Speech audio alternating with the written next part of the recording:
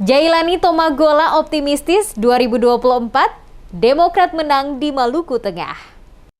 Ketua DPC Partai Demokrat Maluku Tengah, Jailani Tomagola, optimistis partai yang dipimpinnya akan meraih suara signifikan di Kabupaten Maluku Tengah pada pemilu 2024 mendatang. Tomagola resmi ditetapkan sebagai Ketua Dewan Pengurus Cabang atau DPC Partai Demokrat Kabupaten Maluku Tengah periode 2022 hingga 2027. Dikatakan, dirinya tidak mau menyia-nyiakan kepercayaan yang telah diberikan Ketua Umum Agus Harimurti Yudhoyono dengan memastikan Demokrat dalam pemilu 2024 mendatang akan keluar sebagai partai pemenang di Maluku Tengah. Selain itu, menghadapi pemilu 2024 mendatang, Demokrat Maluku Tengah akan memberikan kontribusi aktif memastikan 2 wakil Demokrat Dapil Maluku Tengah untuk duduk di Gedung Rakyat Karangpanjang dan juga di Senayan. Oleh karena itu, untuk memajukan Partai Demokrat akan dilakukan konsolidasi dengan seluruh pengurus anak cabang atau PAC untuk membentuk pengurus ranting di Maluku Tengah. Disebutkan dengan pembentukan pengurus ranting, masyarakat mengetahui dan mau bersama Demokrat membangun Maluku Tengah lebih maju.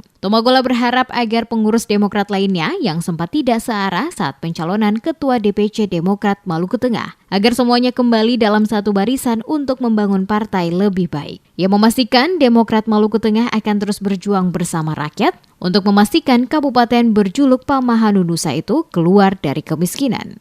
Demokrat di bawah kepemimpinan saya di tingkat Kabupaten Maluku Tengah juga punya target bahwa saya akan perencanaan saya itu mengusung Demokrat untuk memimpin DPR di Maluku Tengah.